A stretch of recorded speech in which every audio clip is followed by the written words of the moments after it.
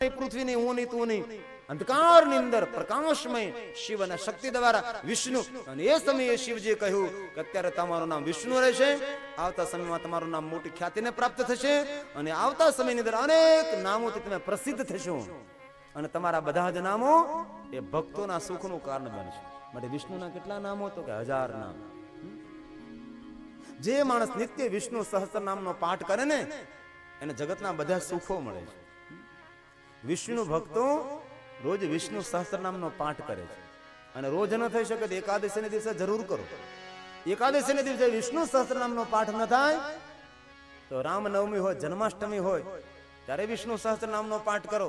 એમ પણ ન થઈ શકે તો સત્યનારાયણની કથા કરો ને ત્યારે બ્રાહ્મણ દેવતા વિષ્ણુ સહસ્ત્ર નામનો પાઠ કરે છે. એક નામ બોલે તુલસી અર્પણ કરે, એક નામ બોલે એક ચાવલ અર્પણ કરે છે.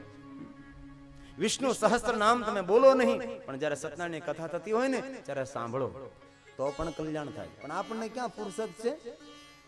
સત્યનારાયણ ભગવાનની કથા થાય આપણે ડંકા ગણીએ, 5 વાગી ગયા, 5 ડંકા, 5મો અધ્યાય પૂરો છે તો કે હાલો ઉતારો આરતી કરી પ્રસાદ લેવા ઘરે આવ્યા. આપણને તો ક્યાં વિષ્ણુ સહસ્રનામનો પાઠ સાંભળવાનો સમય જ નથી આપણી પાસે. બહાર બેઠા બેઠા જાતે બેઠા બેઠા બીડા ફૂંકતા હોય, પણ અંદર એ કથા સાંભળવા નથી આવતો. તો કે તમારા ગામમાં તો સાંભળતા છે, આ જંગવડની તો વાત જ નથી. આ તો બીજા ગામની વાત, આ જંગવડનું તો નામ જ નહીં લેવું તમારે. વિષ્ણુ સહસ્ત્ર નામ એ બોલવાથી તો કલ્યાણ થાય, પણ સાંભળવાથી કલ્યાણ થાય છે. માટે ભગવાન સત્યનારાયણની જ્યારે કથા થતી હોય ને ત્યારે વિષ્ણુ સહસ્ત્ર નામનો પાઠ થાય છે, અને શિવ ભક્તોએ શિવ સહસ્ત્ર નામનો પાઠ કરવો. વિષ્ણુ ભક્તો વિષ્ણુ સહસ્ત્ર નામનો પાઠ કરે, અને શિવ ભક્તો શિવ સહસ્ત્ર નામનો પાઠ કરે. વિષ્ણુ સહસ્ત્ર નામના રચયિતા ભગવાન શંકર છે, અને શિવ સહસ્ત્ર નામના રચયિતા ભગવાન મહાદેવ છે. વિષ્ણુ સહસ્ત્ર નામના રચયિતા મહાદેવ અને શિવ સહસ્ત્ર નામના રચયિતા ભગવાન વિષ્ણુ છે. પરસ્પર દેવો ભવ. અને ભગવાન વિષ્ણુ ને શિવજીને જુદા જોવે ને એ માણસ તો નરકનો ભાગી છે. જે માણસ વિષ્ણુ અને શંકર ભગવાનને અલગ જોવે તે નરકનો ભાગી થાય છે. વિષ્ણુ અને શિવ બે જુદા નથી, બંને એક છે, તત્વ એક છે. વિષ્ણુ એક વાત બહુ સુંદર શિવ પુરાણમાં કહી છે, અને ભગવાન વ્યાસે પણ એક સુંદર વાત કરી. ભગવાન વ્યાસે એમ કહ્યું કે શિવ મહાપુરાણનું અધ્યયન કરતા કરતા જો તમને વિષ્ણુ ઉપર પ્રેમ ન થાય તો એ માણસે શિવ પુરાણને સમજ્યું જ નથી. બહુ સુંદર વાત છે. આ ગ્રંથ કોનો? શંકર ભગવાનનો. પણ આ શંકર ભગવાનનો ગ્રંથનું અધ્યયન કરતા કરતા તમને જો વિષ્ણુ ઉપર પ્રેમ ન થાય તો તમે શંકરને સમજ્યા જ નથી. એવું વિષ્ણુનું પ્રેમ છે આની અંદર, વિષ્ણુનું ચરિત્ર એવું છે. શિવ મહાપુરાણનું અધ્યયન કરતા કરતા શંકર ઉપર પ્રેમ થાય, પણ શંકર કરતા વધારે વિષ્ણુ ઉપર આપણને પ્રેમ થવા લાગે. એ આ શિવ પુરાણ છે. અને વિષ્ણુ ભગવાને એક વાત બહુ સુંદર કહી, જગતનો કોઈ પણ માણસ એવું સમજે કે શિવજીનો ભક્ત વિષ્ણુને બહુ વાલો છે. ધ્યાન દેજો શબ્દો પર તો સમજાય, બાકી બગા ખાવ તો કાંઈ નહીં સમજાય. ભગવાન વિષ્ણુએ એવું કહ્યું કે કોઈ પણ માણસ એવું સમજે કે શિવજીનો ભક્ત વિષ્ણુને બહુ વાલો છે. કોઈ પણ માણસ એવું સમજે કે શંકર ભગવાનનો ભક્ત વિષ્ણુને બહુ વાલો છે, આટલું જે માણસ સમજે ને એને મારું વૈકુંઠ લોક હું આપી દઉં. એ વિષ્ણુએ કીધું છે. આ ભગવાન વિષ્ણુના મુખના શબ્દો છે, અને આપણે તો કેવી જડતાઓ ઊભી કરી. અને આ સમાજની અંદર રાજકીય માણસોએ આ સમાજને નુકસાન નથી કર્યું, એના કરતા વધારે ધર્મગુરુએ નુકસાન કર્યું છે. રાજકીય માણસો સમજો ભાઈ 5 વર્ષે ફૂટી નીકળે, 5 વર્ષે ફૂટી નીકળે, પણ આનું તો ક્યારે રાપડો ફાટે નક્કી ન હોય. પહેલા દિવસે પણ કહેલું, કોઈ પણ ધર્મગુરુની વાત પહેલા સાંભળો, પછી વિચારો, સમજો, અને પછી અનુકરણ કરો. भेड़ की नीति नहीं, गाडर की तरह नहीं. भेड़ की नीति शास्त्र में मानव की मानसिक थी, भेड़ की નથી કહેતા ગાડરિયો પરવાહ છે. કારણ કે ઘેટાને એક નિયમ હોય ને, પહેલા દિવસે મેં કહેલું, એક જગ્યાએ પાણી હોય ને ત્યાં પાણી ભર્યું હોય તો એ ઘેટાઓને ખબર ન પડે, પણ એક પકડીને એકને અહીંયા લાવવું પડે, મોઢું બોળવું પડે. એક પીવે એટલે બીજું પીવે, ત્રીજું પીવે, ત્રીજું ચોથું, બધું ટોળું લાગી જાય. પછી બાજુમાં એક ખાડો કરો ને ત્યાં તમે પાણી ભરો તો ત્યાં બીજા નહીં આવે, ત્યાં જ જાય, બધા ત્યાં જ જાય, ત્યાં જ જાય. પણ એમાંથી પકડી અને બીજાને લાવવું પડે, ત્યારે પછી અહીંયા આવવાનું. આ ભેડકી નીતિ. અને લાદ બધા આમ ગાડર જતા હોય ને, આમ જતા તમે એક આમ દંડો આડો રાખો એટલે ગાડર આમ ઠેકી ના લે. આ પહેલે દિવસે મેં કહેલું હતું, પહેલે દિવસે કોઈ નહોતા, આજે ઉગ્યા ઘણા બધા. એટલે બીજી વાર કેવું પડે, એમાં આમ આમ લાકડો રાખો ને એટલે ગાડર આમ ઠેકી ના લે. હાલે ને આપણે ગામડું હોય, આપણે જોયું આ બધું ઠેકી ના લે. પછી લાકડી તમે લઈ લો ને તો એ ઠેકી ને જ હાલે. એને ખબર નથી કે લાકડી લઈ લીધી હવે ઠેકી નો. भेड़ की नीति मानव की मानसिकता है, वो भेड़ की नीति है. एक जेम करे बीजा अनुकरण न करे. आने कंठी પહેરે કે આપણે પહેરવાની જરૂર નથી, એને ભેડ કી નીતિ કહી. સાંભળો, સમજો, વિચારો, પછી જીવનમાં તેને ઉતારો. મેડિકલ ની બધી દવા ન ખાઈ જવાય તો મરી જાય. રામ નામ સત્ય છે. મેડિકલ માંથી એકાદી ટેબ્લેટ આપણા રોગ માટે હોય, એક જ ટેબ્લેટ ખવાય, બાકી બધી ખાઈ તો રામ નામ સત્ય બને.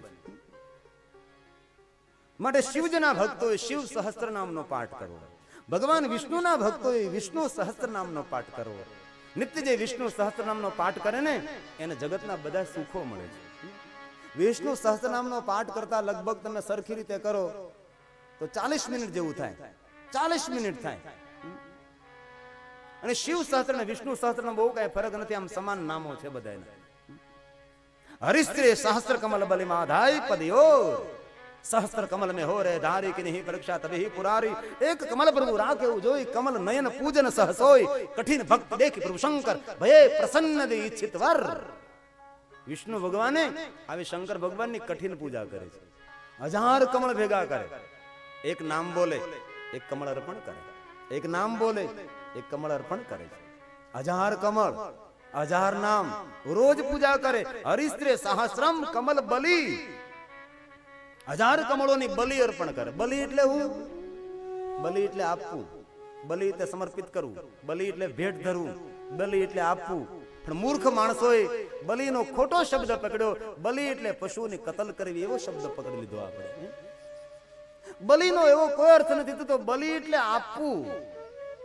હરિશ્રે સહસ્ર બલિ, 1000 કમળોની બલિ. બલિ એટલે આપવું થાય, ભેટ ધરવી.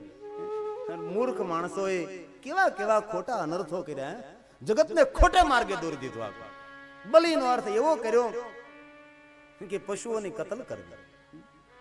કોઈ મહાકાલીની મૂર્તિની સામે બકરાઓની કતલ કરે, કોઈ ચામુંડાની મૂર્તિની સામે બકરાઓની કતલ કરે,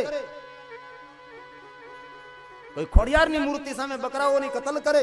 હમણાં એક ચારણની દીકરીને મેં પૂછેલું કે ખોડિયાર શું બકરા ખાય?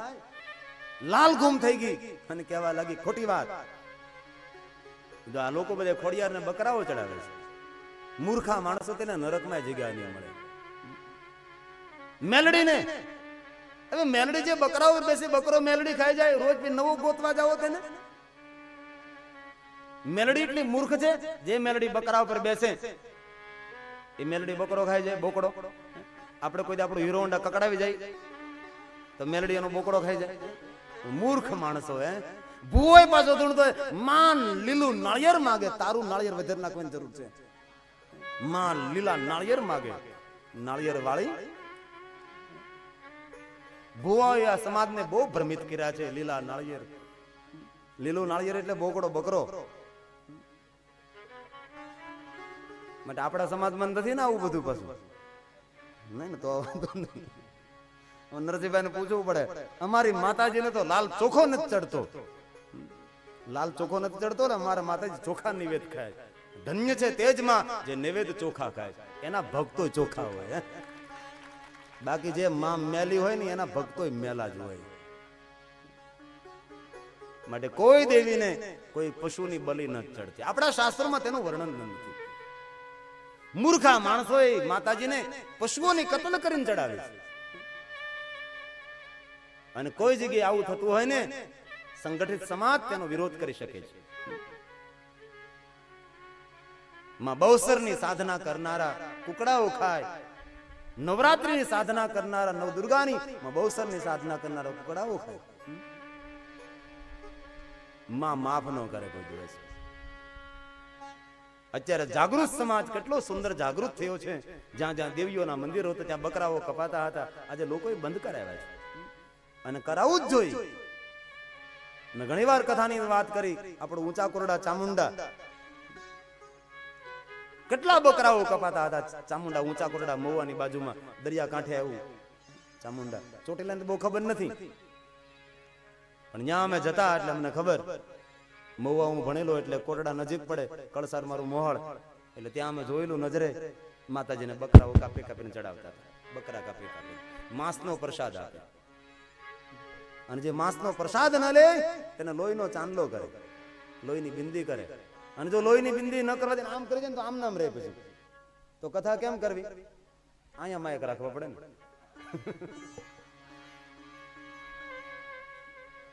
પણ આજે જાગૃત સમાજે ઊંચા કોરડા અમારે ચામુંડામાં એ જાગૃત સમાજ થઈ બકરાઓની કતલખતી બંધ કરી અને માને લાપસી ધવારે છે.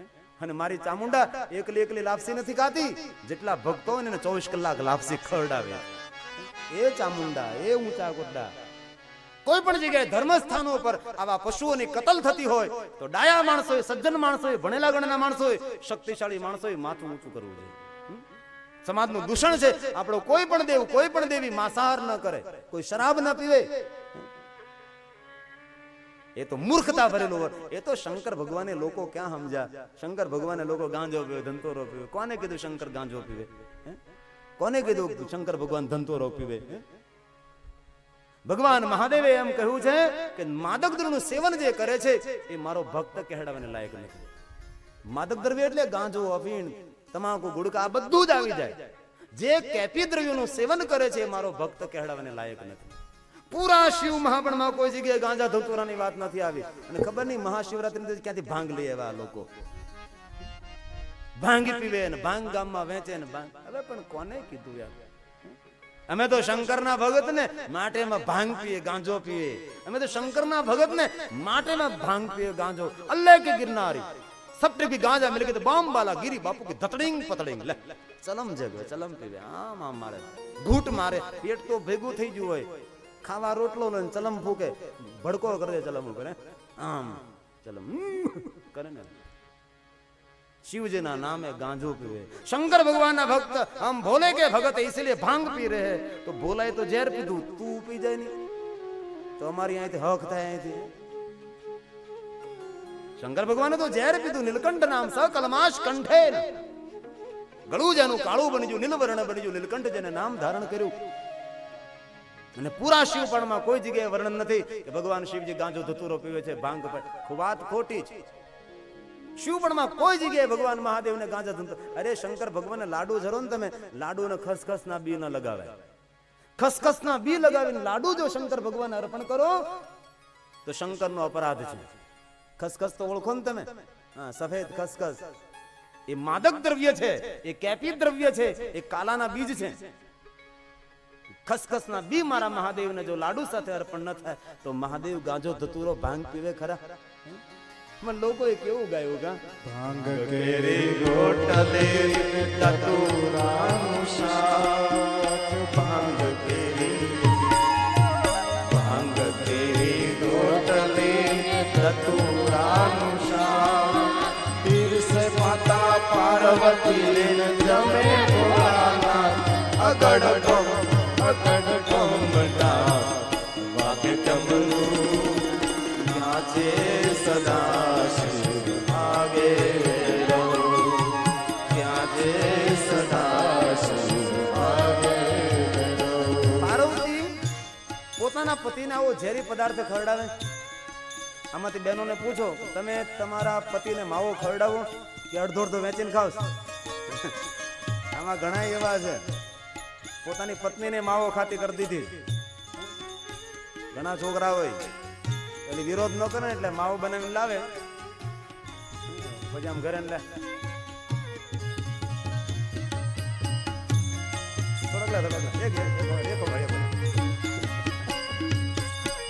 એક ટુકડો લે એટલે એક ટુકડો લે, બીજે દિવસે 2 ટુકડા લે, પછી પતિ પત્ની અડધો અડધો વેચીને ખાય. આવું ઘણી જગ્યાએ આપણા જંગવડમાં તો હોય જ નહીં. આ તો બીજા ગામની વાત છે. કોઈ સ્ત્રી પોતાના પતિને તમાકુ, ગુડકા, ઝેરી પદાર્થ ખવડાવે કોઈ સ્ત્રી પોતાના પતિને આવું ઝેરી પદાર્થ ન ખવડાવે. હવે સામાન્ય સ્ત્રી જો પોતાના પતિને માદક દ્રવ્ય ન ખવડાવતી હોય તો પાર્વતી પોતાના પતિને આવું બધું ખવડાવે? અને ભાંગની રોટલી બને, આમ જ કોઈને બનાવતા તો ઊંચી આંગળી કરો, આપણે આલો એને ઘરે જાય ખાવા, હાજે વાળું કરવા જાય. ભાંગની રોટલી બને, પણ કેવું ખોટું. ભાંગ કે રોટલી ને ધતુરાનું શાક. ભાંગ કે રોટલી ને ધતુરાનું શાક. પીરસે માતા પાર્વતી ને જમે ભોળાનાથ. અગડ બમ તા વાગે ડમરું ત્યાંજે સદા શિવ આગે. ત્યાંજે સદા શિવ આગે. અને આગળ પાછું કેટલું ખોટું ગાયું. શું ગાયું? પાંડવાવી ભોળાનાથ નિવેશે રાતડી લઈને બેઠો. પાંડવાવી ભોળાનાથ નિવેશે પાર્વતીજી પાણી વાળે છૂટા મેરી કેશ. અગડ બમ તા વાગે ડમરું ત્યાં છે સદા શિવ આગે. હવે કૈલાસમાં છે અહીંયા જગ્યા ખેતરમાંની. કૈલાસ પર્વત જેને જોયું એને ખબર હોય, કૈલાસ માનસરોવર ત્યાં ખેતર જ કરવાની જગ્યા છે. બરફ છે ન કરો, થીજી જાય માણસ. હવે ત્યાં ક્યાં ખેતર કરવું? અને શંકર ભગવાન ભાંગવા આવે અને નીંદવા પાછો છોકરાને મોકલે, દાદા બીડી જગી આવે. પછી બે ઘૂંટ મારતો આવે, બીજું કઈ. હવે ગામની અંદર કોઈ મોટો માણસ હોય, એના છોકરાઓ ખેતરમાં નીંદવા જાય, ન જાય તો દાડિયા કરી લે, મજૂર કરી લે. હવે શંકર ભગવાનનો છોકરો ગણેશ, એને કઈ ભગવાન એમ કરી જાતું નીંદવા, દાતરડી લઈને ગણેશ થાય નીંદવા જાય એમ. અને પાર્વતી પછી પાણી વાળે. કેવી રીતે પાણી વાળે? વાળ છૂટા મેકે. વાળ છૂટા મેકીને કામ થાય. બહેનોને પૂછો, તમે ઘરનું કામ કરો ત્યારે વાળને છૂટા રાખો ડાકણને જેમ કે? ઘરનું કામ કરો તો વાળને બાંધવા પડે. ખેતરમાં કામ કરો તમે વાળ છૂટા રાખીને કરો? નહીં, વાળને બાંધીને બહેનો કામ કરે. અહીં કેવું ખોટું ગાયું. બહેનો ઘરનું કામ કરે, ખેતરનું કામ કરે તો પેલા વાળને બાંધી દે, પછી કામ થાય. અને અહીંયા હળા હવે ખોટું. ભાંગવાવી ભોળાનાથ નિંદે છે ગણેશ. ભાંગવાવી ભોળાનાથ નિંદે છે ગણેશ. પાર્વતીજી પાણી વાળે છૂટા મેરી કેશ. અગડ બમ તા વાગે ડમરું ત્યાં છે સદા શિવ આગે. ત્યાં છે સદા શિવ આગે. ત્યાં છે દેવને અર્પણ કરી તેને પ્રસાદ કહેવાય, મહાદેવને અર્પણ કરી તેને મહાપ્રસાદ કહેવાય. મહાપ્રસાદનું દર્શન કરવા માત્રથી અઘોરમાં અઘોર પાપોમાંથી મુક્તિ મળે. અને જે કોઈ માણસ મહાપ્રસાદ પોતાના મુખમાં મૂકે ને, કોટી કોટી પૂર્ણ તેને પ્રાપ્ત થાય. માટે કથા પૂરી થયા પછી બધાએ પ્રસાદ લઈને જવાનું છે. નરસિંહભાઈનું નિમંત્રણ છે. જે કોઈ પ્રસાદ લઈને, અરે ભગવાન અહીંયા જે તમે ભોજન લેશો ને કથા પૂરી થયા પછી, એ પ્રસાદ નથી, એ મહાપ્રસાદ છે. પ્રેમથી કોઈ પણ સંકોચ અનુભવા વગર શંકર ભગવાનના પ્રસાદનું દર્શન કરવામાંથી અઘોર પાપમાંથી મુક્તિ મળે. અને ભગવાનનો પ્રસાદ જ્યારે મુખમાં મેકો ને ત્યારે કરોડો કરોડો પુણ્યને પ્રાપ્ત થાય. ભલે તમે તારા 5:30 આવો, છૂટ તમને, પણ પ્રસાદ લઈને જાજો. એ પ્રાર્થના અમારા નરસિંહભાઈ વ્યવસ્થા કરે છે. નાનો માણસ છે પણ કામ મોટું કર્યું છે. માટે ખરેખર ગામના સજ્જનો માણસો હોય તો આવા નાનકડા માણસનું સન્માન કરવું જોઈએ. એક નાનકડો માણસ એટલું જબરજસ્ત કાર્ય કરે. અને મને આશા નહીં હતી કે આ ગામમાં પ્રસાદની વ્યવસ્થા થાય, પણ ખૂબ ખૂબ ધન્યવાદ. ભગવાનનો સુંદર કથા સાંભળે અને પછી પ્રસાદ લઈને જાય. અને આ પ્રસાદનો બહુ મહિમા છે. માટે પ્રેમથી પ્રસાદ લેજો, કોઈ તાણાવાળા નહીં. આપ ભગવાનના પરમ ભક્તો છો, એ માનસિક સ્થિતિને પ્રાપ્ત કરી અને પ્રેમથી પ્રસાદ લેજો. પછી તમે તાર ઘરે જઈને બીજી વાર ખાજો. તમને છૂટ જ્યારે વહેલું પડે ને બસ વધારે નથી કહેવું. 6 ને 5 મિનિટ થઈ છે. થોડી વાર કીર્તન કરીએ અને ત્યાર પછી આરતી કરીએ, જય જયકાર કરી અને પ્રેમપૂર્વક પ્રસાદ લેશું.